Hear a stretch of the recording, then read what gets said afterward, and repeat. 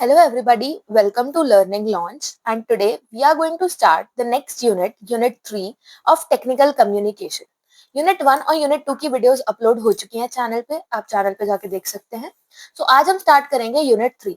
Unit 3 में हम लोगों को कौन कौन से टॉपिक्स कवर करने हैं, वो है communication skills for presentation, writing, designing and speaking thesis and project report writing, technical proposal writing, how to pitch an idea, elements of speech delivery जिसमें पॉइज, पैशन एंड इलस्ट्रेशंस। ये सारे topic हम इसी video में cover करेंगे। Let's start with the first topic. First topic is your thesis and project report writing. So basically thesis होता क्या है, right? Thesis and project report writing हमको पढ़नी है, तो थीसिस होता क्या है? Thesis is a lengthy, detailed analysis on a particular topic for the purpose of some research. किसी रिसर्च के लिए आप किसी भी पर्टिकुलर टॉपिक पे कोई लेंदी या फिर डिटेल्ड में एनालिसिस कर रहे हो कि अगर आपको किसी भी पर्टिकुलर टॉपिक पे कोई रिसर्च करनी है किसी भी पर्पस से, लाइक आपको किसी भी एक टॉपिक पे रिसर्च करनी है, तो आप उस रिसर्च के लिए क्या कर रहे हो, एक लेंदी, थोड़ा लंबा और डिटेल्ड में आप एनालिसिस करते हो उस टॉपिक के बारे में। वो होती है आपकी thesis, right? Its main aim is to investigate new dimensions on a particular problem. Basically, thesis का main goal क्या होता है, main aim ही क्या होता है कि किसी भी problem के अलग अलग dimensions को investigate करना, उनको देखना कि कौन से investigate कर रहे हैं हम, और फिर उसके क्या क्या उसमें analysis हो सकते हैं, क्या क्या उस topic के pros हैं, cons हैं, वो सब देखना। तो basically वो क्या करता है, हर किसी भी पर्टिकुलर प्रॉब्लम के न्यू डायमेंशंस को इन्वेस्टिगेट करता है। अब इम्पोर्टेंस ऑफ थीसिस, थीसिस जरूरी ही क्यों है? अगर हम कोई रिसर्च कर रहे हैं तो उसके लिए हमें थीसिस की ही क्यों रिक्वायरमेंट है? तो पहला आता है क्लैरिटी एंड फोकस। थीसिस हमें क्या करता है, एक क्लियर डायरेक्शन प्रोवाइड करता है कि हमें किस डायरेक्शन में किसी भी चीज की रिसर्च करनी चाहिए। फिर आता है argumentation, establishes a strong debatable claim that the paper will support. अब थीसिस जब बन जाता है तो वो क्या करता है, आर्ग्यूमेंटेशन में हेल्प करता है कि आपके पास एक स्ट्रॉन्ग और डिबेटेबल क्लेम हो जाता है कि जो भी आपने वो थीसिस पेपर बनाया है वो अब आगे किसी भी चीज के लिए उसको सपोर्ट करेगा, आपके प्रोजेक्ट को, राइट, या फिर आपकी रिसर्च को। फिर आता है organisation, helps in structuring the content logically. जो भी कंटेंट आप जिस पे रिसर्च कर रहे हो उसको सोच के आप लिखते हो, तो बेसिकली वो एक उस रिसर्च की स्ट्रक्चर को बनाने में हेल्प करता है। देन आता है engagement, capture the readers interest by presenting a compelling point. एक एंगेजमेंट क्या होता है, थीसिस बेसिकली एंगेज करता है लोगों को, रीडर्स जो भी उसको पढ़ रहे हैं उनका इंटरेस्ट कैप्चर करता है। फिर it improves writing skills, obviously आप लिख रहे हैं थीसिस तो आपकी राइटिंग स्किल्स इंप्रूव होती हैं। It improves logical thinking, critical thinking आपकी इनोवेट करता है, इंप्रूव करता है। कैसे? जब आप थीसिस लिख रहे हैं तो आप उस लॉजिकली लिखते हैं कि आपका जो भी कंटेंट है उसका स्ट्रक्चर क्या होना चाहिए, तो आप लॉजिकली लिखते हैं, आपकी लॉजिकली थिंकिंग बढ़ती है। क्रिटिकल थिंकिंग, क्रिएटिविटी, आप क्रिएटिव हो जाते हैं कि आपको किस तरीके से थीसिस बनाना है कि ज्यादा से ज्यादा एंगेजमेंट हो, ज्यादा से ज्यादा रीडर्स को जो इंटरेस्ट है वो लोग कैप्चर हो, राइट? ये था आपका थीसिस का इंपॉर्टेंट, कि थीसिस क्यों जरूरी है। अब आता है a good thesis statement should meet the following requirements. ऐसी कौन कौन सी रिक्वायरमेंट्स हैं जो एक अच्छे थीसिस में होनी चाहिए? पहला, it should be clear and focused. Clear होना चाहिए, जो जो आपकी रिसर्च के एनालिसिस हैं वो बिल्कुल क्लियरली मेंशन होने चाहिए और फोकस्ड रहने चाहिए। फोकस्ड इन द सेंस कि आप जिस टॉपिक पे, पर्टिकुलर टॉपिक पे रिसर्च कर रहे हो वो उसी पे फोकस्ड रहना चाहिए। ऐसा नहीं है कि आप सर्च कर रहे हो किसी और बारे में, रिसर्च किसी और पे करनी है, थीसिस कहीं और लिख रहे हो और लिखते लिखते आप किसी दूसरे टॉपिक पे भटक जाओ, तो ऐसा नहीं होना चाहिए। It should be arguable, arguable properly होना चाहिए कि अगर आप उसके फेवर में, अगर आप आर्ग्यूमेंटेशन कर रहे हो तो जो भी आपने थीसिस पेपर लिखा है वो आपको सपोर्ट करे। It should reflect your position on a topic. आपकी जो थीसिस स्टेटमेंट है वो आपका जो टॉपिक है उस पर आपकी क्या पोजीशन है, आप क्या लिख रहे हैं, आप उस कैसे लिख रहे हैं, कौन बन के लिख रहे हैं, आपकी क्या पोजीशन है, उसके लिए वो रिफ्लेक्ट करता है। Title of thesis should be self explanatory. जो भी आप थीसिस का टाइटल लिखे वो खुद ही सेल्फ एक्सप्लेनेटरी होना चाहिए, कि उस टाइटल को समझ के ही पता चल जाए कि हमारा जो थीसिस लिखा गया है वो किस बारे में है, या फिर हम जो रिसर्च कर रहे हैं वो किस बारे में है। Unwanted, irrelevant and necessary details should be skipped. जो डिटेल्स जरूरी नहीं है, बेफालतू की हैं, जो काम नहीं आएंगी, वो डिटेल्स को क्या करना चाहिए, स्किप कर देना चाहिए। इसका मेन ऑब्जेक्टिव क्या होता है, रीडर के अटेंशन को ग्रैब करना, राइट? जो मैंने ऊपर बताया था कि क्या करना होता है, जो भी रीडर्स का इंटरेस्ट है उसको कैप्चर करना, right. It should be relevant which means it should align with the scope of the topic. अब आपने जो भी टॉपिक चूज किया है जिसके ऊपर आप रिसर्च कर रहे हो, ये उसके कंटेक्स्ट में रेलेवेंट होना चाहिए और टॉपिक के स्कोप, टॉपिक का आपका स्कोप क्या है उसको भी शो करना चाहिए, राइट।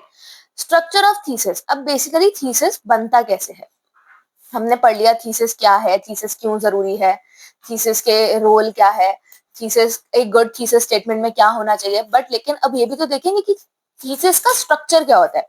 तो सबसे पहले थीसिस के स्ट्रक्चर में आपका आता है टाइटल पेज, जिसमें क्या आता है, आपके थीसिस का टाइटल आएगा, आपका नेम, इंस्टीट्यूशन, डिपार्टमेंट और डेट ऑफ सबमिशन, और जो आपको सुपरवाइज कर रहा है उसका name.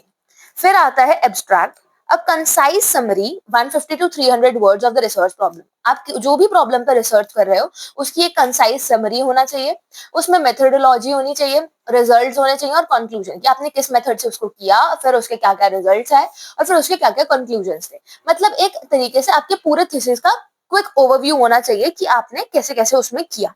This is your abstract. फिर आता है एक्नॉलेजमेंट। एक्नॉलेजमेंट में क्या आता है कि आप एक सेक्शन क्या होता है एक्नॉलेजमेंट का, जिसमें आप थैंक्स करते हो कि आपको रिसर्च में जिस जिसने कंट्रीब्यूट किया या आपको सपोर्ट किया आपके थीसिस राइटिंग के वक्त, जैसे कि आपके एडवाइजर्स हो गए या फिर आपके फ्रेंड्स, फैमिली, जिस जिसने आपको कंट्रीब्यूट किया उसको आप थैंक्स करना चाहते हो, तो it is your acknowledgement. Then आता है table of content. Table of content में क्या होता है कि आप टेबल ऑफ कंटेंट लिखेंगे लाइक इंडेक्स, राइट। इंडेक्स की तरह हो गया, आपको चैप्टर्स नेम लिखने हैं, सेक्शंस लिखने हैं, फिर कौन कौन से पेज नंबर्स पे है वो से। इससे क्या होता है कि जो भी रीडर उसको रीड कर रहा है, डॉक्यूमेंट को या थीसिस को रीड कर रहा है, उसको इजी रहता है नेविगेट करना कि मेरा कौन सा सेक्शन, कौन सा चैप्टर, कौन से पेज नंबर पे है, तो वो इजीली एक्सेस हो जाता है। नेक्स्ट आता है list of figures and tables. अगर हमारे थीसिस में न्यूमरस फिगर्स या फिर टेबल्स जो है या फिर डायग्राम्स, फ्लो चार्ट्स अगर ये ज्यादा है, तो इससे क्या होता है, इजी रेफरेंस हो जाता है कि समझने में इजी हो जाता है। और क्या करते हैं, हम एक लिस्ट प्रोवाइड कर देते हैं कि कौन कौन से कॉरेस्पॉन्डिंग पेज नंबर पे कौन कौन सा न्यूमरस फिगर और टेबल है, जिससे क्या होता है, रेफरेंस इजी हो जाता है। फिर आता है introduction. Introduces the research problem और प्रोजेक्ट टॉपिक। बेसिकली आपका जो भी प्रोजेक्ट का टॉपिक है, रिसर्च की प्रॉब्लम है, आपने जिस भी प्रॉब्लम पे आप रिसर्च कर रहे हो उसको क्या करते हैं, इंट्रोड्यूस करते हैं। फिर आता है provides background information and context. फिर उस टॉपिक के पीछे क्या रीजन है उसको चूज करना, उसका क्या क्या बैकग्राउंड इन्फॉर्मेशन है वो सब। Then states the research question, objectives and hypothesis. Research के क्वेश्चंस जो है, ऑब्जेक्टिव्स, ये सब आप लोग स्टेट करते हैं। Then describe the significance and scope of the research. जो भी आपके रिसर्च का आगे चल के फ्यूचर स्कोप क्या होगा, उसकी क्या क्या जरूरत होगी, सिग्निफिकेंस क्या है उसका, वो सब मेंशन करते हैं। देन आता है लिटरेचर रिव्यू। लिटरेचर रिव्यू में क्या है, reviews existing research related to your topic. आपकी ऑलरेडी अगर उस टॉपिक के बारे में कोई रिसर्च चल रही है तो आप उस टॉपिक को रिलेट करते हैं। Identify gap in the literature that your research address. Provides a theoretical framework for your study. आपकी स्टडी के लिए एक थियोरेटिकल फ्रेमवर्क भी प्रोवाइड करता है। देन आती है मेथोडोलॉजी। मेथोडोलॉजी बेसिकली क्या करता है, आपका जो भी रिसर्च के डिजाइन, मेथड्स, प्रोसीजर्स है उनको डिस्क्राइब करता है। क्या करता है, कलेक्ट करता है, डेटा को कलेक्ट करता है, उसको एनालाइज करता है, उसके डेटा की प्रॉपर एनालिसिस होती है। फिर उसके बाद वो क्या करता है, आपके रिसर्च के डिजाइन को या फिर कैसे कैसे वो हो रहा है, मेथड्स और क्या क्या प्रोसेसेस आपने किए हैं उसमें, उनको डिस्क्राइब करता है। Then explain why these methods were chosen and how they are suitable for addressing your research equation.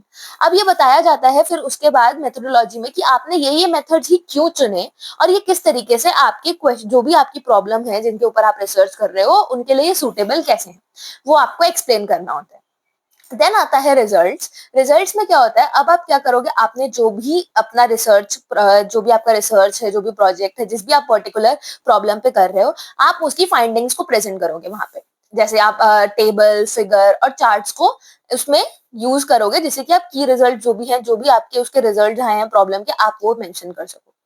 Then आता है डिस्कशन।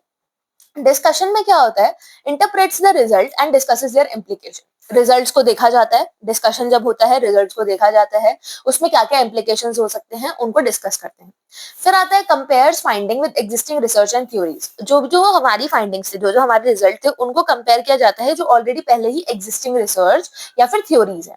फिर addresses any limitation of your study. और आपने जो भी अपने प्रोजेक्ट का लिखा है, जो भी आपने प्रोजेक्ट का थीसिस बनाया है, आपको उसमें अपना लिमिटेशंस भी एड्रेस करने होते हैं, लिमिटेशंस भी मेंशन करने होते हैं। देन आता है conclusion. Summarises the main findings in their significance. Conclusion में क्या होता है, जो जो अब आपको क्या करना है, जो जो आपकी मेन रिजल्ट्स थे, मेन फाइंडिंग्स थी, उनकी क्या क्या जरूरत थी, अब आप उनको सबको एक साथ लिखते हैं कंक्लूजन में। Then provides recommendation based on your research, आपको रिकमेंडेशंस प्रोवाइड करते हैं कि क्या क्या आपके रिकमेंडेशन हो सकते हैं आपके रिसर्च पर। Suggest areas for future research and further investigation, अब आपको क्या करते हैं, कुछ एरियाज भी सजेस्ट किए जाते हैं कंक्लूजन में कि आपको फ्यूचर में कहाँ रिसर्च करना चाहिए और फ्यूचर इनमें इन्वेस्टिगेशन, फर्दर आगे इन्वेस्टिगेशन आपको कैसे प्रोसेस करनी चाहिए। देन आपको लास्ट पेज होता है references and bibliography. References and bibliography में क्या होता है, आपने जितने भी रिसोर्सेज यूज करे हैं, जहां जहां से आपने अपने थीसिस के लिए रिसोर्सेज यूज करे हैं, कि आपने कहाँ कहाँ से क्या क्या लिया है, कौन सी साइट से यूज करा है या फिर कौन सी बुक से, वो सब आपको मेंशन करना होता है। Then follows the required citation style, आपको ये साइटेशन स्टाइल मेंशन करना होता है, जैसे कि एपीए हो गया, एमएलए हो गया, शिकागो, ये सब आपको मेंशन करना होता है। ये आपके हैं रेफरेंसेस और बिब्लियोग्राफी, राइट। थीसिस राइटिंग समझ आया कि थीसिस के रोल क्या है, राइट। हमने ये देखा कि थीसिस हमारा क्या होता है, उसके बाद हमारे थीसिस के इंपॉर्टेंस क्या है, थीसिस क्यों जरूरी है, फिर उसके बाद आता है कि एक गुड थीसिस स्टेटमेंट में क्या क्या रिक्वायरमेंट हमारी होनी चाहिए, उसके बाद आपका आता है structure of thesis, right. Hope so आपको ये टॉपिक समझ आया होगा। आगे चलते हैं project report writing. Project report writing, अब प्रोजेक्ट रिपोर्ट क्या होता है, basically it is a formal document, right. Formal कैसे, कि आप इसमें फॉर्मली एड्रेस करते हो एक डॉक्यूमेंट ऐसा जिसमें आप फॉर्मली लिखते हो, और वो क्या प्रेजेंट करता है, detailed information about a project, जिसमें आपके उसके ऑब्जेक्टिव्स भी होंगे, प्रोजेक्ट के मेथोडोलॉजी भी होगी, एग्जीक्यूशन भी होगा कि आपने उसको एग्जीक्यूट कैसे किया, फाइंडिंग्स भी होंगी कि आपका रिजल्ट क्या था, एंड देन कंक्लूजन्स भी प्रोवाइडेड होते हैं। It serves as a comprehensive record of the project's progress and outcomes. एक ये तरीके से comprehensive record भी रह जाता है आपका। Then आते हैं type of project. Projects कितने टाइप के होते हैं, business project, technical project and social project. अब हमने ये पढ़ लिया कि प्रोजेक्ट क्या होता है, project report, types of projects कौन कौन से होते हैं। अब हमें पढ़ना है कि need of project report, project report जरूरी ही क्यों है। बेसिकली प्रोजेक्ट रिपोर्ट हेल्प करती है टू गेट द फंड्स और grant sanction for the proposed work. आपने जो भी वर्क को प्रपोज किया है कि मेरे को ये काम करना है, उसके लिए जो भी फंड्स या फिर आप ग्रांट सैंक्शन होंगे आपको, उसमें कौन हेल्प करता है, आपका project report. A project report also provides insight about the importance of the work done by the project manager. अब प्रोजेक्ट रिपोर्ट बेसिकली क्या करता है, एक हमें एक इंसाइट भी प्रोवाइड करता है, बेसिकली एक हमें प्रोवाइड करता है ये कि जिसने ये प्रोजेक्ट मैनेजर का इसमें क्या क्या वर्क डन, जो भी प्रोजेक्ट मैनेजर ने किया है वो सब मेंशन करेगा कि प्रोजेक्ट आपका आपके प्रोजेक्ट रिपोर्ट बनाने में प्रोजेक्ट मैनेजर का क्या क्या रोल था। नेक्स्ट चलते हैं structure of project report. Project report का स्ट्रक्चर कैसा होता है, सबसे पहले आप लिखेंगे in the middle project report, right. उसके बाद आप लिखेंगे टॉपिक क्या है, study on self compacting concrete using industrial waste material, ये है आपका रिपोर्ट का प्रोजेक्ट रिपोर्ट का टॉपिक। अब सबमिटेड बाय, किस किसने सबमिट किया है, सबके नेम्स एंड देन सबके रोल नंबर्स, राइट। सबके नेम, सबके roll numbers. In partial fulfilment for the award of the degree, then ये आपको लिखना होता है। फिर आपने किस डिग्री के लिए करा है, बैचलर ऑफ टेक्नोलॉजी, कौन से स्पेशलाइजेशन में, कौन सी फील्ड में, देन कौन से कॉलेज से, जगह का नाम, प्लेस, एकेटिव, आपकी यूनिवर्सिटी, और वो कहाँ है। ये है आपके प्रोजेक्ट रिपोर्ट का एक स्ट्रक्चर कि आपका प्रोजेक्ट रिपोर्ट कैसे बनता है। नेक्स्ट आता है आपका नेक्स्ट टॉपिक प्रपोजल। हमने थीसिस पढ़ लिया, प्रोजेक्ट रिपोर्ट राइटिंग पढ़ लिया, अब आता है प्रपोजल। प्रपोजल बेसिकली क्या है, it is a document that presents a plan और आइडिया फॉर अप्रूवल, फंडिंग और एग्जीक्यूशन। अब जैसे कि प्रपोजल से ही नेम से पता चल रहा है कि बेसिकली आप किसी भी चीज के लिए, आप किसी अपनी, आपके पास कोई चीज है एंड आपके पास कोई आइडिया है या फिर कोई प्लान है, आप उसको एग्जीक्यूट करना चाहते हैं और उसको किसी के सामने प्लान, उसको किसी के सामने प्रेजेंट करना चाहते हैं, राइट। किसी और के सामने आपको प्रेजेंट करना है वो आपका जो भी प्लान या फिर आइडिया है, कि क्यों, क्योंकि आपका वो प्लान और आइडिया तभी एग्जीक्यूट हो पाएगा जब अगर किसी सामने वाले का अप्रूवल मिलेगा।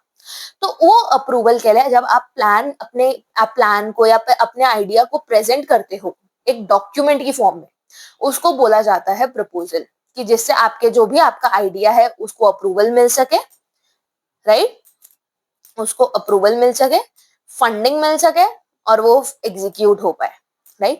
It is written to persuade the reader that a project, solution or research is necessary and feasible. अब ये प्रपोजल इस तरीके से लिखा जाता है कि जो भी रीडर पढ़ रहा है, जिसके थ्रू अप्रूव होगा, उसको क्या लगे कि ये जो भी प्रोजेक्ट है, इसका सोल्यूशन, जो भी प्रोजेक्ट है या फिर इसका जो भी सोल्यूशन है या फिर जो भी आप रिसर्च कर रहे हो, वो जरूरी है फॉर रियल, रियली में वो जरूरी है, प्रैक्टिकली अगर हम देखें कि वो हाँ फीजिबल भी है, तो ही वो प्रपोजल इस तरीके से लिखा जाता है कि सामने वाले को लगे। अब प्रपोजल की इंपॉर्टेंस क्या है, प्रपोजल जरूरी ही क्यों है? तो पहला आता है, a proposal convinces stakeholders, clients, management और funding bodies about the feasibility and benefits of a project. अब प्रपोजल को इस तरीके से, प्रपोजल क्या करता है, जो भी आपके स्टेक होल्डर्स है या फिर जैसे आपके क्लाइंट्स, मैनेजमेंट या फिर जिनके थ्रू अप्रूव होगा आपका प्रपोजल, उसको क्या करते हैं, उनको कन्विंस करते हैं। एक प्रपोजल क्या करता है, कन्विंस करता है उन लोगों को, किसके लिए, आपके प्रोजेक्ट के बेनिफिट्स बताता है, फीजिबिलिटी बताता है कि वो फीजिबल है या नहीं, फिर वो रिसर्च जरूरी है या नहीं, नेसेसरी है या नहीं, ये प्रपोजल कन्विंस करता है। It provides a structured solution to a problem ensuring clarity and logical reasoning. एक प्रोजेक्ट क्या करता है, एक आपकी किसी भी जो भी आपकी प्रॉब्लम है उसका सोल्यूशन देता है, प्रोवाइड कर, एक स्ट्रक्चर सॉल्यूशन प्रोवाइड करता है, क्लैरिटी देता है और लॉजिकल रीजनिंग भी प्रोवाइड करता है। देन आता है, helps in securing funding, materials और मैनपावर फॉर अ प्रोजेक्ट। किसी भी फंडिंग के लिए किसी भी सिक्योर फंडिंग के लिए हेल्प करता है। अगर जैसे हमें प्रोजेक्ट के लिए फंडिंग चाहिए एंड आपके पास अवेलेबल नहीं है, तो आपके जो भी स्टेक होल्डर्स हैं वो आपको क्या करते हैं, सिक्योर्ड फंडिंग प्रोवाइड करते हैं, मटेरियल प्रोवाइड करते हैं आपके प्रोजेक्ट के लिए जो भी नेसेसरी है। Proposal acts as a roadmap detailing objectives, methodology and timelines. Proposal में क्या करता है, प्रपोजल एक तरीके से रोड मैप की तरह भी वर्क करता है कि आपको अपने प्रोजेक्ट को किस तरीके से आगे वर्क करना है। उसमें डिटेल्ड ऑब्जेक्टिव्स मेंशन होते हैं, आपका क्या क्या मेथड यूज करने हैं वो सब उसमें गिवन होता है। देन आता है, demonstrates professionalism, preparedness and expertise. ये सब आपके प्रपोजल के क्या थे, इंपॉर्टेंस। अब हम बढ़ते हैं characteristics of a good proposal. अब एक अच्छा प्रपोजल होने के लिए उसके क्या क्या कैरेक्टरिस्टिक्स होने चाहिए, हमने पढ़ लिया प्रपोजल का इंपॉर्टेंस क्या है। अब हमें पढ़ना है कि अच्छे प्रपोजल होने के लिए क्या क्या कैरेक्टरिस्टिक्स हो सकते हैं। पहला आता है, the language should be simple, direct and free of ambiguity.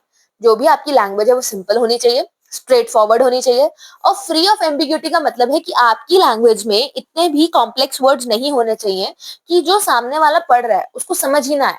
तो आपकी जो लैंग्वेज है वो सिंपल और डायरेक्ट होनी चाहिए बेसिकली, और ऐसी होनी चाहिए जो सामने वाले को समझ आए। देन आता है, it should follow a logical sequence. एक लॉजिकली सीक्वेंस फॉलो करना चाहिए जिसमें आपका सबसे पहले आता है introduction, then objectives, then methodology, then budget, right. फिर आता है, the proposal should clearly define the problem, goals and scope of work. जो भी आप प्रोजेक्ट बना, जिसके लिए भी आपने जिस भी प्रोजेक्ट के लिए प्रपोजल लिखा है, वो उस प्रपोजल में प्रॉपर्ली डिफाइन होना चाहिए, क्लियरली बिल्कुल डिफाइन होना चाहिए कि आपकी प्रॉब्लम क्या है, उसके क्या क्या गोल्स हैं, उसके क्या क्या स्कोप है या फिर उसका क्या क्या सॉल्यूशंस हैं। प्रॉपर क्लैरिटी होनी चाहिए, या आपके एक अच्छे प्रपोजल के कैरेक्टरिस्टिक है। It should maintain a formal and professional appearance. वो फॉर्मल, मैंने पहले ही स्टार्टिंग में बताया था, प्रपोजल क्या होता है, एक फॉर्मल डॉक्यूमेंट, राइट। तो प्रपोजल में क्या होना चाहिए, एक फॉर्मल आपका वे मेंटेन रहना चाहिए और प्रोफेशनल अपीयरेंस दिखना चाहिए। Should be free of grammatical and factual और टिपोग्राफिकल एरर्स। अब जब आपको एक अच्छा प्रपोजल क्या होता है कि जब आप लास्ट में प्रपोजल को चेक करें तो उसमें कोई भी एरर्स नहीं होने चाहिए, लाइक ग्रामेटिकल एरर्स, जैसे आप लिख रहे हैं तो आपके ग्रामर के एरर्स नहीं होने चाहिए, कोई भी टाइपिंग एरर्स नहीं होने चाहिए, it is a typographical error.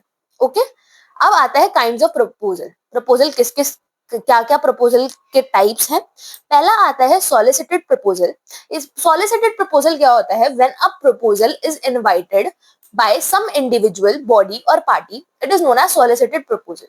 It is they are generally sent in response to advertisement.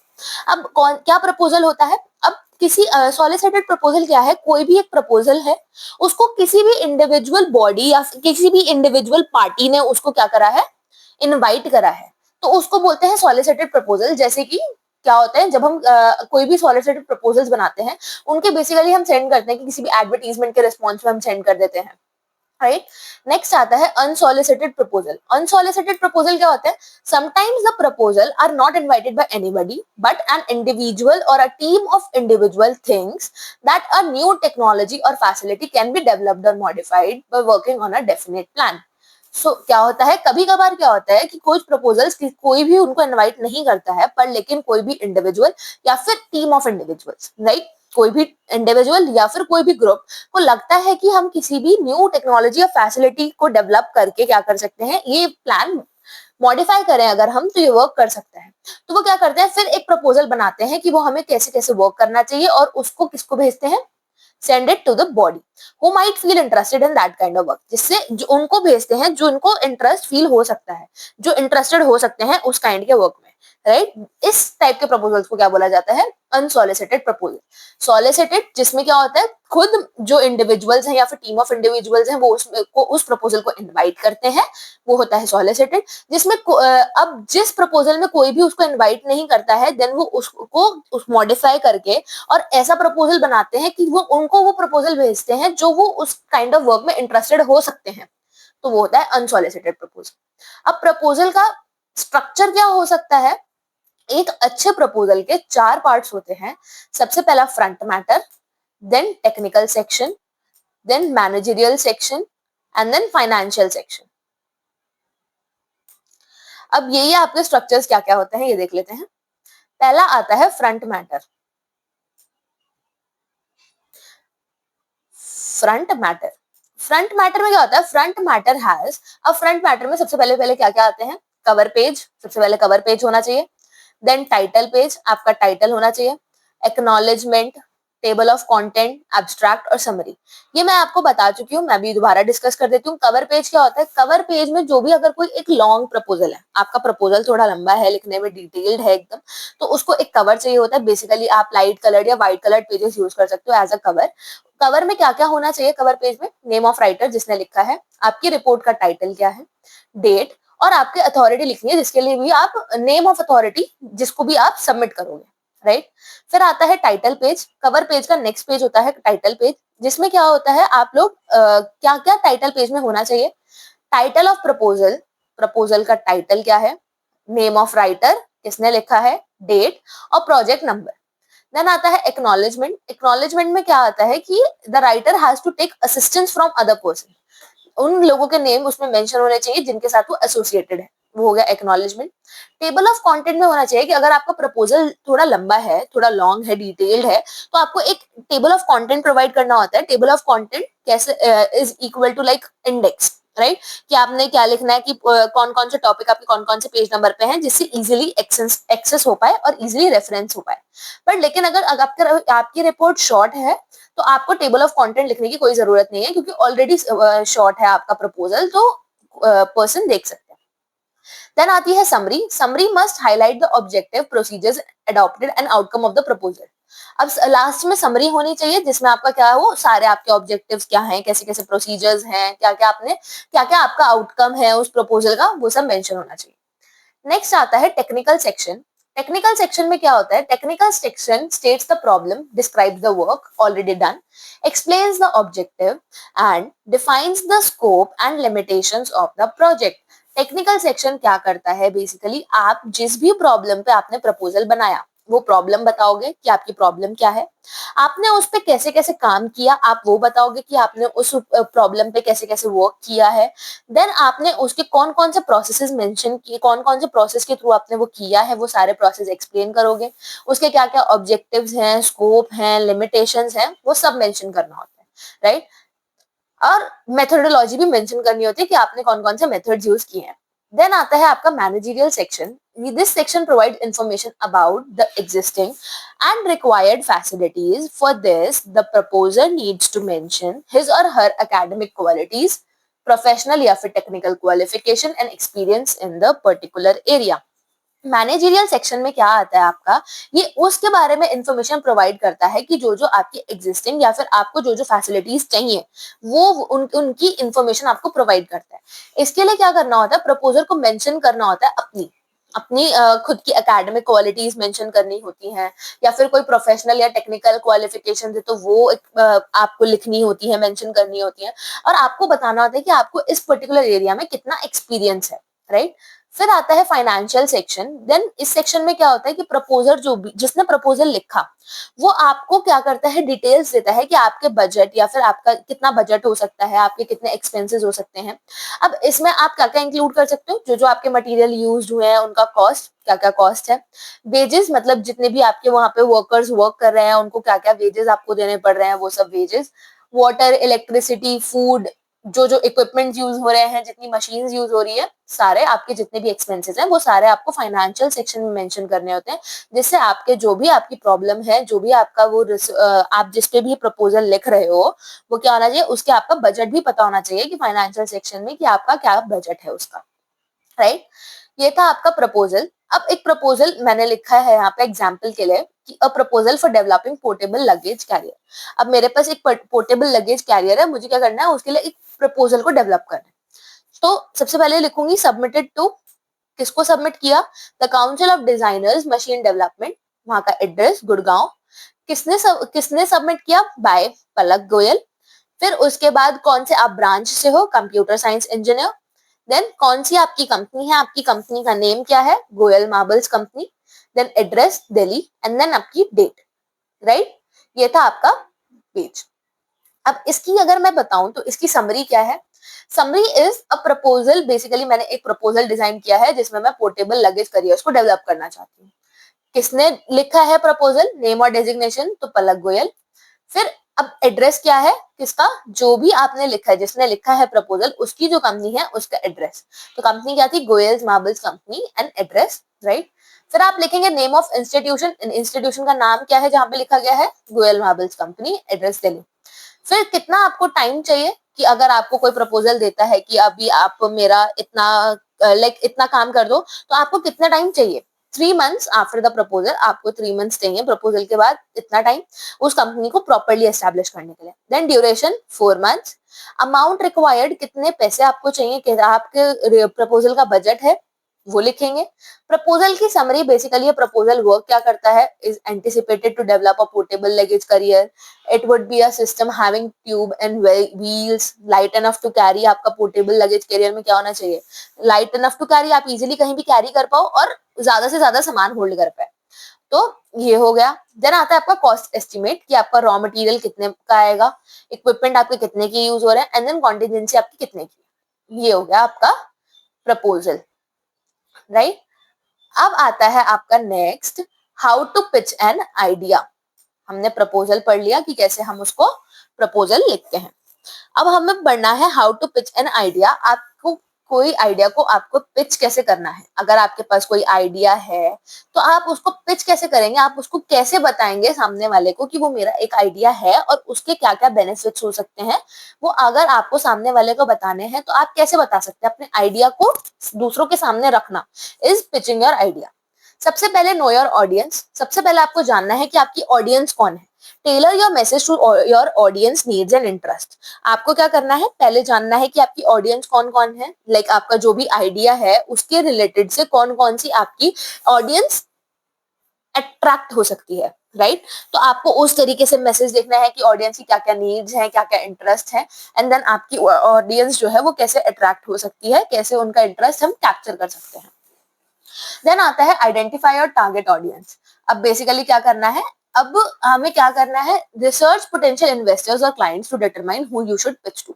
अब आपकी टारगेट ऑडियंस को आपको आइडेंटिफाई करना है कि आप किसके सामने अपना आइडिया पिच कर सकते हो, किस क्लाइंट के सामने पिच कर सकते हो या फिर किस इन्वेस्टर के सामने पिच कर सकते हो कि आपका आइडिया ये है।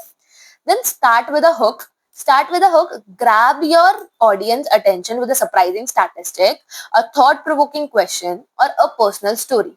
Connect emotionally with your audience by telling a story about your idea.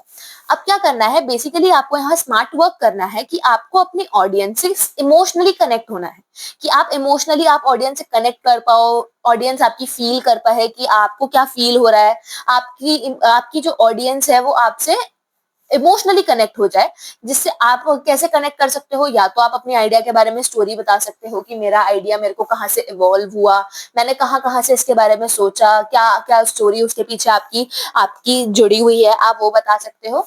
और या फिर आप क्या कर सकते हो, अपने ऑडियंस को एक इतना सरप्राइजिंग स्टैटिस्टिक बता सकते हो कि आपके जो भी आपका आइडिया है उसका ये स्टैटिस्टिक है, वो ऐसे ऐसे वर्क करेगा और उसके इतने इतने बेनिफिट्स हैं। तो भी क्या हो सकता है, ऑडियंस का अटेंशन ग्रैब हो सकता है कि हाँ भाई उसने तो इतना किया, उसके आइडिया से तो इतने प्रॉफिट्स हैं। या और फिर उसके बाद जो ऑडियंस है उनके अंदर प्रोवोकिंग क्वेश्चंस उठते हैं कि हम ये क्वेश्चंस पूछे क्या है, तो आप ऐसे ऑडियंस को क्या कर सकते हो, ग्रैब कर सकते हो। देन आता है highlight the problem, explain the problem you are solving and how your idea addresses it. Show, don't just tell, use visuals like a pitch deck to help your audience understand your idea. अब क्या करना है, आपकी जो भी problem है, जो भी आपका आइडिया है, उसको क्या करना है, हाईलाइट करना है। बेसिकली आप जिस आइडिया के ऊपर, जिस आपके आइडिया में जो भी प्रॉब्लम है, आप उस प्रॉब्लम को कैसे सॉल्व कर रहे हो, क्या प्रॉब्लम आपने क्या आपको प्रॉब्लम को एक्सप्लेन करना है जो भी आप सॉल्व कर रहे हो। देन आपका जो आइडिया है वो उसको कैसे कनेक्ट है वो उस प्रॉब्लम से, वो उसको कैसे हेल्प करेगा, कैसे रिजॉल्व करने में हेल्प करेगा, वो बताना है। और क्या करना है, आपको सिर्फ बताना नहीं है, लाइक आप विजुअली उनको दिखाने की कोशिश करो कि आपके ये विजुअल्स हैं, लाइक कुछ भी आप उनको हेल्प करो और उनको दिखाओ कि आपकी, जिससे ऑडियंस आपका आइडिया को समझ पाए। राइट, आपको कोई भी ऐसा मेथड यूज करना है जिससे कि ऑडियंस जो है आपके जो भी आपकी प्रॉब्लम है या फिर जो भी आपका आइडिया है उसको समझ पाए, ना कि सिर्फ बातों बातों में नहीं बताना है, क्योंकि बातों पे विश्वास नहीं होता। देन आता है प्रोवाइड सपोर्टिंग मटेरियल। आपको क्या करना है, ऐसे share materials like a project poster. अब आपने जो भी प्रोजेक्ट किया है उसका कोई पोस्टर बनाओ या फिर आप कोई भी मैप बनाओ जिससे आपकी ऑडियंस बाद में रेफरेंस भी दे सके। राइट, आपने कोई भी, आप अपना क्या करो, ऐसा मटेरियल शेयर करो, जैसे अगर आपने किस कोई न्यू कंपनी स्टार्ट की है, आपका आइडिया है, देन आपको क्या करना है, उसके प्रोजेक्ट्स, उसके क्या बनाना है, पोस्टर्स बनाने हैं। कि जिससे क्या हो, वो पोस्टर्स जो है आपको जाके जो ऑडियंस है उनको अगर पूछे कोई आगे फर्दर कि वो आपको याद है वो वाली कंपनी, तो वो क्या कर सके, आपको आपका वो जो कंपनी का पोस्टर है, आपके वो जो आइडिया का पोस्टर है, वो उससे रेफरेंस कर सके कि हाँ ये वाला है, आपको यहाँ जाके मिलना है और आपको ये करना है। राइट, देन है प्रैक्टिस योर पिच। आपको अपनी पिच की प्रैक्टिस करनी है कि कैसे प्रैक्टिस करनी है, कि आपको अपनी प्रेजेंटेशन स्किल्स इंप्रूव करनी है, या फिर आपको वो क्वेश्चंस देख रहे हैं कि जो जो क्वेश्चंस मोस्टली पूछे जा सकते हैं ऑडियंस के थ्रू, तो आपको क्या करना है, उनकी प्रैक्टिस करनी है कि आप अपना कहीं भी हेजिटेट ना हो या फिर फंबल ना करो पिच करते वक्त। फिर आता है end with a call to action. फिर आपको क्या करनी है, अपनी पिच खत्म करनी है, एक क्लियर कॉल टू एक्शन देने का, क्लियर कॉल टू कट करना है, जिससे आप अपना बता पाए कि मैंने, मेरा इतना ही प्रोजेक्ट था, अब इतना ही इसके ऐसे ऐसे प्रॉब्लम थी इसमें, मैंने इसको ऐसे ऐसे रिजॉल्व किया, यही मेरा आइडिया था। तो आप ऐसे, अब क्या करना है, आपको एंड करना है एक कॉल के साथ। फिर बी ओपन टू फीडबैक। अब आपने क्या करा, अपना बता दिया, अब आपको क्या करना है, फीडबैक के लिए तैयार रहना है, क्योंकि अगर आप ऑडियंस को कोई अपनी नई चीज बता रहे हो तो ऑब्वियसली वो क्या करेगी, आपको फीडबैक देगी। कि आपको क्या करना है, उस फीडबैक को एंकरेज करना है कि हाँ आपकी ऑडियंस ने आपका सुना, आपका आइडिया, एंड देन वो आपको फीडबैक दे रही है, क्योंकि ऑडियंस भी फीडबैक तभी देती है अगर वो आइडिया उसने सुना हो।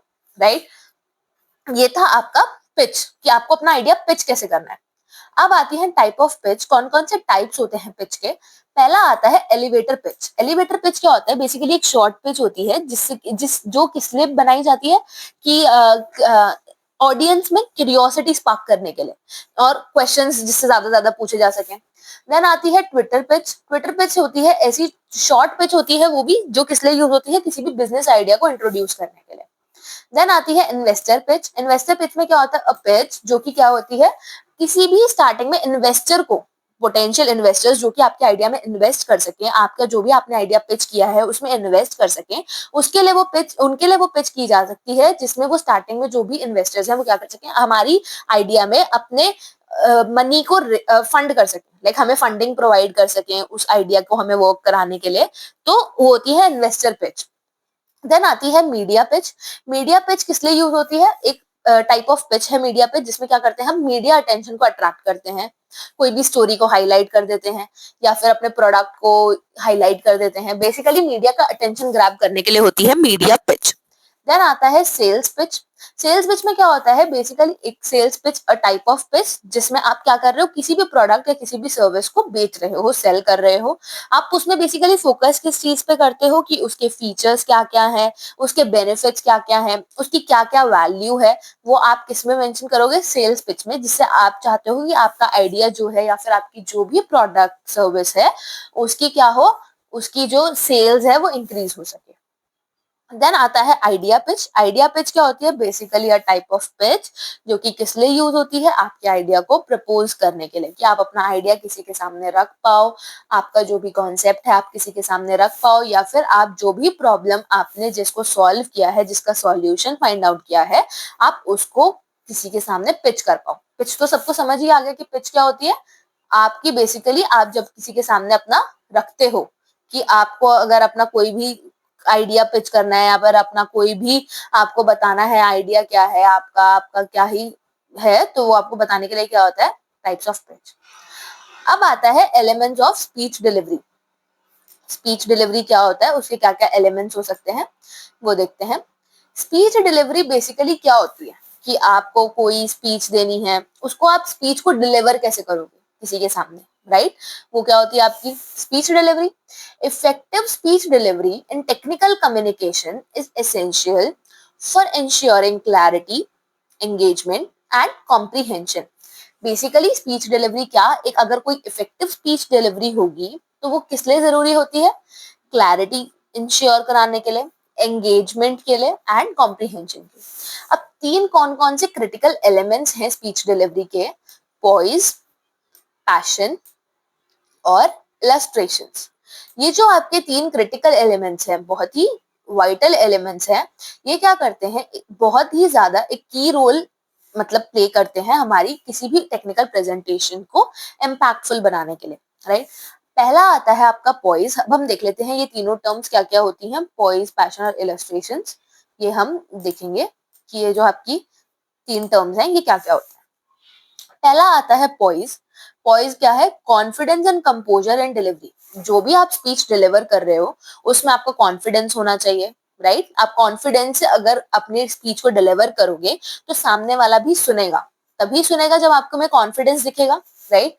Poise refers to the speaker's ability to maintain composure, confidence and control while delivering a speech. एक स्पीच को डिलीवर करते वक्त अगर आपको क्या करना होता है, स्पीकर जो बोल रहा है, जो स्पीच डिलीवर कर रहा है, उसको अपने कंपोजर को, कॉन्फिडेंस को और कंट्रोल को मेंटेन करके चलना होता है कि लाइक अपना कॉन्फिडेंस उसका दिखना चाहिए कि वो प्रॉपरली हाँ कॉन्फिडेंट है, तभी उसको ऑडियंस सुनेगी, राइट? उसको कंट्रोल होना चाहिए कि लाइक उसको जितना बोलना है उतना ही, एक्स्ट्रा वो कुछ भी ना करे, राइट?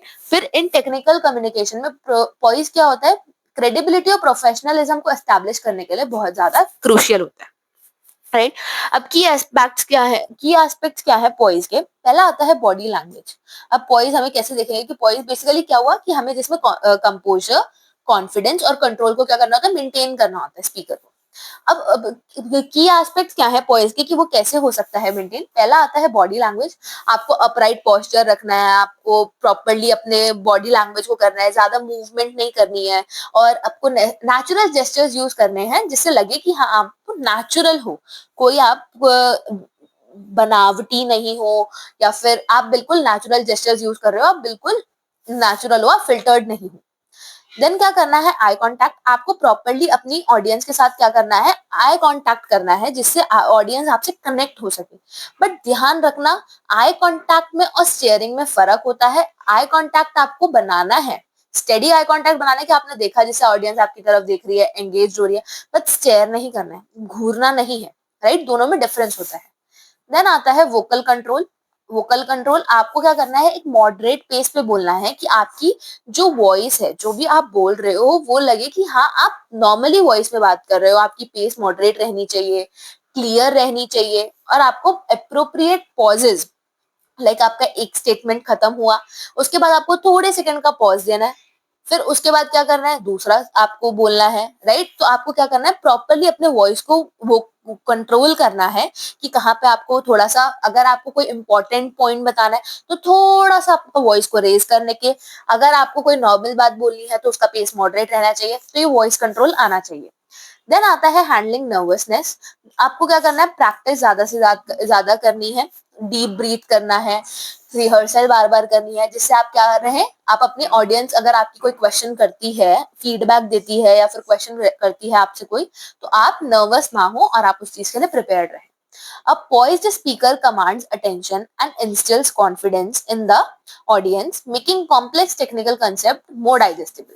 अब क्या होता है, एक जो पॉइज्ड स्पीकर होता है वो कॉन्फिडेंस, उसमें कॉन्फिडेंस होता है, जो भी पॉइज्ड स्पीकर है उसमें बहुत अच्छा कॉन्फिडेंस होता है और वो अटेंशन को कमांड कर सकता है कि अगर उसको ऑडियंस से कमांड लेना है अटेंशन, तो वो कैसे करता है, थ्रू आई कांटेक्ट या फिर बॉडी लैंग्वेज, उसका पोस्चर इतना अच्छा होता है कि जो ऑडियंस होती है वो कनेक्ट कर जाती है स्पीकर से। और फिर वो क्या और पॉइज्ड स्पीकर के क्या आपके एडवांटेजेस है कि वो क्या करता है और फीचर्स क्या है, किसी भी कॉम्प्लेक्स, कोई भी टेक्निकल कॉन्सेप्ट जो कॉम्प्लेक्स है बहुत ज्यादा, उसको डाइजेस्टेबल कर देता है, मतलब उसको इजी बना देता है कि जो ऑडियंस है वो इजीली उसको डाइजेस्ट कर पाती है, इजीली उसको समझ पाती है। ये था आपका पॉइज। अब हम चलते हैं next, passion. Right, passion, enthusiasm and energy in communication. अब आप कम्युनिकेट कर रहे हो तो आपकी कम्युनिकेट करने में क्या क्या एंथुजियाज्म है और क्या एनर्जी है, कि आप किस एनर्जी से उस चीज को बोल रहे हो, किस एनर्जी से आप शो कर रहे हो, वो है आपकी passion. Passion in speech delivery refers to the enthusiasm and energy a speaker conveys while presenting technical content. It helps in keeping the audience engaged and invested in the subject matter. अब जो भी speech delivery में passion का क्या role होता है, basically वो refer किसको करता है, एंथुजियाज्म और एनर्जी को आपका जो पैशन है वो रेफर करता है। बेसिकली अगर कोई भी आपका स्पीकर स्पीच डिलीवरी कर रहा है, लाइक कोई भी टेक्निकल कंटेंट को प्रेजेंट कर रहा है, तो उसमें क्या होना चाहिए, प्रॉपर एंथुजियाज्म होना चाहिए, प्रॉपर एनर्जी होना चाहिए, जो कि उसके बोलने में ही दिखे। इससे क्या होता है, अगर आप प्रॉपरली एनर्जेटिक दिखोगे और आप प्रॉपरली कम्युनिकेट करोगे, तो आपकी जो ऑडियंस है वो आपके साथ एंगेज्ड रहेगी, मतलब आपके साथ उसका एक कनेक्शन बना रहेगा और वो आपको ध्यान से सुनेगी भी। अब पैशन से हम कैसे टेक्निकल कम्युनिकेशन को एनहांस कर सकते हैं, ये देख लेते हैं। पहला आता है ऑथेंटिसिटी।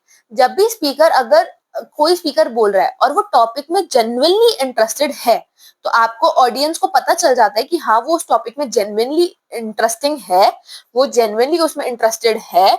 तो जो ऑडियंस होती है वो क्या करती है, वो भी एंगेज होना स्टार्ट हो जाती है, वो भी स्पीकर के साथ कनेक्ट करने लगती है।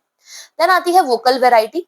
अब आपको क्या करना है, अपनी टोन में, अपने पिच में आपको वेरिएशंस यूज करने हैं। जैसे मैंने आपको बताया, अगर कोई आपको इंपॉर्टेंट टॉपिक को हाईलाइट करना है, तो आपको क्या करना है, उसकी थोड़ी सी पिच ज्यादा कर देनी है, राइट।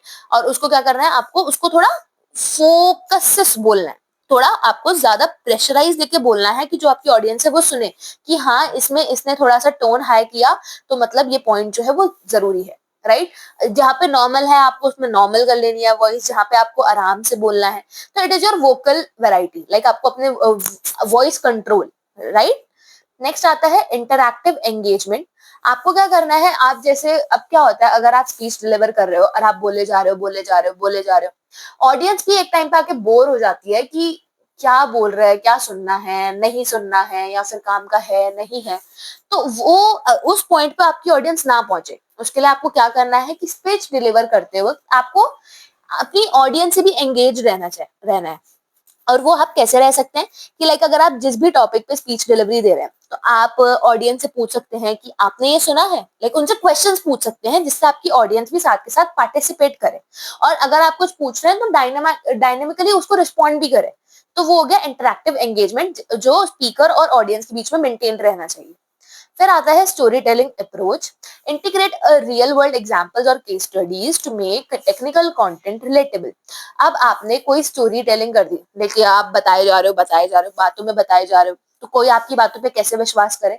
तो आपको रियल वर्ल्ड एग्जांपल्स को लेकर आपको बताना है, केस स्टडीज आपको यूज करके बताना है, कि जिससे आपका जो भी कंटेंट है वो लगे कि हाँ वो रिलेटेबल है और फीजिबल भी है। Then passion bridges the gap between dry technical data and audience engagement, making the information more memorable. Passion basically क्या करता है, ड्राई डेटा और ऑडियंस के एंगेजमेंट के बीच में ब्रिज की तरह वर्क करता है, जिससे जो इन्फॉर्मेशन है वो और ज्यादा टाइम तक याद रहती है। ये हो गया आपका पैशन। नेक्स्ट आता है illustration. Illustration is your visual and verbal aid for clarity. ये है आपका last topic of this video. तो लास्ट टॉपिक आपका क्या रह गया है? Illustrations, visual and verbal aid for clarity. Illustration basically क्या होता है? जब आप अपनी स्पीच डिलीवरी में किसी एग्जाम्पल, एनालॉजीज या फिर कोई डायग्राम्स का यूज कर रहे हो, या फिर आप विजुअली बता रहे हो, राइट? विजुअली कैसे? मतलब अगर आप प्रेजेंटेशन का यूज कर रहे हो स्पीच डिलीवरी के टाइम, तो ये क्या होता है, इससे क्या होता है, बेटर अंडरस्टैंडिंग होती है। ये किसको रेफर करता है? इलस्ट्रेशन को। तो इलस्ट्रेशंस क्या होती हैं? आपने किसी तरह से एग्जाम्पल्स यूज करे या फिर कोई प्रेजेंटेशन यूज करी, विजुअल डायग्राम्स यूज करे, तो उससे क्या होता है, बेटर अंडरस्टैंडिंग होती है, ऑडियंस भी एंगेज्ड रहती है। Technical concepts can often be complex and effective. Illustrations can help break down information into digestible components. अब टेक्निकल कभी कभार क्या होता है कि जो भी आपके टेक्निकल कॉन्सेप्ट्स होते हैं वो बहुत ज्यादा कॉम्प्लेक्स होते हैं, तो इलस्ट्रेशंस आपका हेल्प करता है कि उस कॉम्प्लेक्स इन्फॉर्मेशन को सिंपलर पार्ट्स में ब्रेक डाउन करे, और जिससे कि ऑडियंस जो है वो इजीली समझ पाए और उस टॉपिक को अच्छे से क्लियर हो जाए, राइट? अब टाइप ऑफ इलस्ट्रेशंस कौन कौन से यूज होते हैं टेक्निकल कम्युनिकेशन में, जिससे कि जो आपका कॉम्प्लेक्स टॉपिक है, कॉम्प्लेक्स कॉन्सेप्ट है, उसको आप क्या कर सको, छोटे छोटे इन्फॉर्मेशन में ब्रेक डाउन करके इजीली अंडरस्टैंडेबल कर पाओ।